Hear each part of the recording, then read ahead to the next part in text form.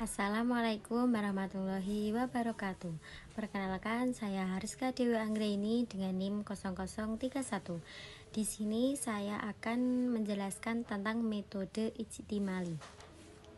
Metode ijtimali adalah metode penafsiran Al-Quran secara global atau ringkas. Dalam metode ini, penafsir menyampaikan makna ayat demi ayat secara umum dan menyeluruh tanpa penjelasan yang terlalu mendalam terhadap setiap kata atau kalimat. Tujuannya adalah agar pembaca awam atau pemula dapat memahami isi Al-Quran dengan mudah dan cepat. Contoh di Tafsir Al-Jalalain dan Tafsir Al-Muyassar. Langkah-langkah metode ijtimali berikut adalah tahapan-tahapan dan penerapan metode ijtimali. Yang pertama, membaca ayat yang ingin ditafsirkan secara berurutan. 2. Menerjemahkan atau menyampaikan makna ayat secara umum. 3. Memberikan penjelasan ringkas atas maksud ayat tanpa membahas terlalu dalam lafadz-lafadz atau i'rabnya. Yang keempat, menghubungkan ayat dengan tema pokok surah atau ayat-ayat sebelumnya. Dan yang terakhir, menyampaikan hikmah atau pesan moral dari ayat tersebut. Selanjutnya yaitu kelebihan metode ijtimali. Yang pertama, mudah dipahami, cocok untuk pemula atau masyarakat umum. Yang kedua, memberikan gambaran umum isi Al-Quran. Yang ketiga, efisien dan singkat, tidak memakan waktu lama untuk mempelajarinya. Dan yang terakhir, cocok untuk pengajaran dasar atau pengajian umum. Yang terakhir yaitu kekurangan metode ijtimali.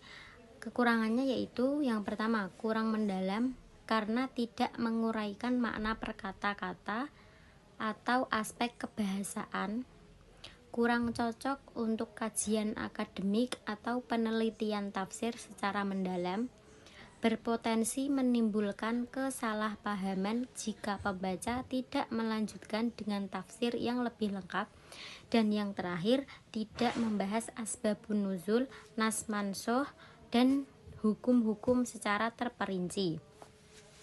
Meskipun metode ijtimali adalah cara menafsirkan bukan isi tafsir, namun dalam Al-Quran ada ayat-ayat yang mendukung atau selaras dengan prinsip metode ijtimali, yaitu menyampaikan isi secara ringkas, menyeluruh, dan mudah dipahami. Berikut ada beberapa ayat yang bisa dijadikan landasan atau relevansi terhadap metode ijtimali, yaitu di Quran surah Yusuf ayat 111 yang berbunyi, A'udzubillahi minasyaitonirrajim, Bismillahirrahmanirrahim.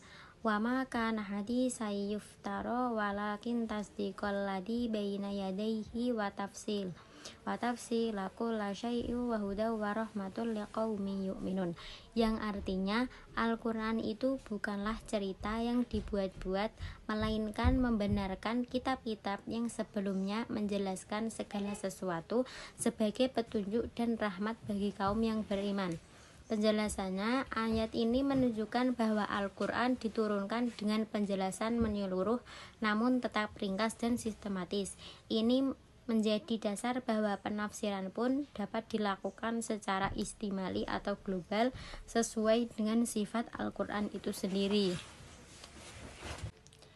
Jadi kesimpulannya, metode ijtimali adalah pendekatan penafsiran Al-Quran yang disampaikan secara global dan ringkas tanpa menguraikan makna kata per kata secara mendalam.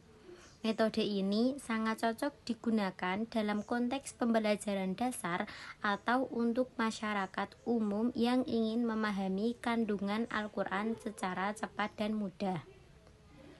Meski memiliki kelebihan dari sisi kemudahan dan efisiensi, metode ini juga memiliki keterbatasan dalam kedalaman analisis dan pemahaman tafsir secara detail.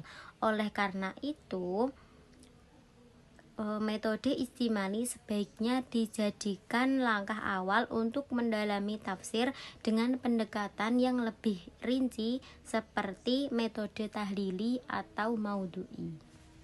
Selanjutnya, metode istimali memberikan jalan yang mudah bagi siapa saja yang ingin memulai memahami Al-Quran tanpa harus langsung masuk ke pembahasan yang lebih berat dan mendalam. Dengan penyampaian yang ringkas dan jelas, metode ini membantu pembaca menangkap pesan utama dari ayat-ayat Al-Quran. Meskipun memiliki kekurangan dalam hal kedalaman penafsiran, metode ini tetap penting sebagai langkah awal dalam mempelajari tafsir. Semoga pemahaman tentang metode istimali ini dapat membawa bekal awal untuk lebih mencintai dan memahami isi-isi Al-Quran yang lebih baik.